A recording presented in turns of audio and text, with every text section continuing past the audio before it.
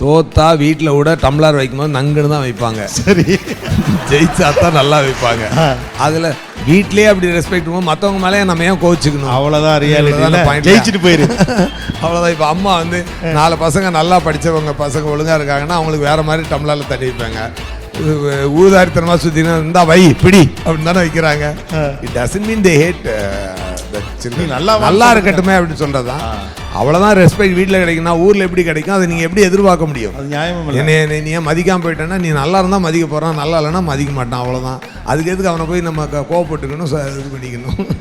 பரவாயில்ல சார், நிறைய லைஃப் லெசன்ஸ்லாம் நான் நினைக்கிறது நடக்கலாம், நடக்காமலும் போகலாம். நடந்தால் சந்தோஷம், நடக்கலனாலும் சந்தோஷம்.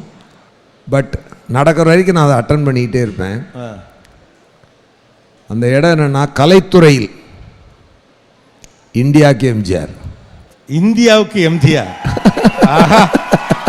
இந்தியாவுக்கு எம்ஜிஆர், அதுதான் என் கனவு. அது நடக்கலாம், நடக்காமலும் போகலாம். அதை பற்றி எனக்கு கவலை இல்லை.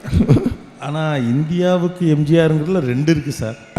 ஒன்று சினிமாவின் எம்ஜிஆர், அதான் நான் கலைத்துறையில் சொல்லிட்டேன். நீங்க கவனிக்க மறந்துட்டீங்க. என்ன இப்படி கோட்டெல்லாம் போட்டு நீங்க இதை நான் எவ்வளவு தெளிவா சொன்னேன். அதை கவனிக்க. கலைத்துறையில் இந்தியாவுக்கு ஓகே, ஒரு அன்பீட்டபிள். ஓகே, அவரிடம் அவருடைய அந்த இடம் ஒரு தமிழன் இந்தியா முழுக்க போய் ப்ரூவ் பண்ணான்னு இருக்கட்டும், அவ்வளோதான். ஓகே, ஏன் இது எம்ஜிஆர் அப்படிங்கிற ஒருத்தர ஐகானாக இருக்கீங்க? அவர் மட்டும்தான்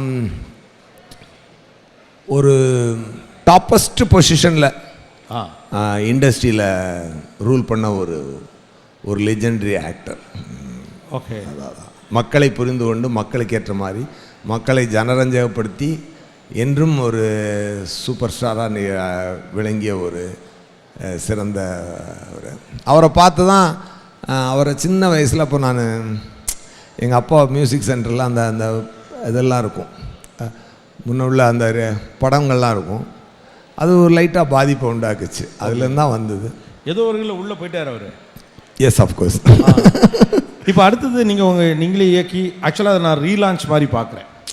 எஸ்ஜே சூர்யா இப்போ இந்த படம் பண்ணுறாருன்னா அப்போ அந்த படத்துலேருந்து அடுத்த லீடுக்கு போகுது. அது மியூசிக்கில் உங்களுக்கு ஒரு தீரா ஆர்வம் உண்டு? இல்லை, நம்ம வந்து direction, acting, editing, production, distribution எல்லா வேலையும் பார்த்தது நடிகன் எஸ்ஜே சூர்யா உருவாக்குறது, அவ்வளோதான். ஓகே, மற்றபடி வேற அந்த நடிகனை உருவாக்கத்தான் இவ்வளோ வேலையும் அதுக்கு தான். ஓகே, இப்போ அங்கே வந்து உட்காந்துருக்கப்போ மற்றதுக்குள்ளெல்லாம் குழப்பிக்க கூடாது. இப்போ இது டைரக்ட் பண்ண போகிறேன் இல்லையா, அதுக்கு ப்ரொடக்ஷன் வேலை பார்க்கணும், டைரக்ஷன் வேலை பார்க்கணும், கதை எழுதணும், அதெல்லாம் பண்ணணும்.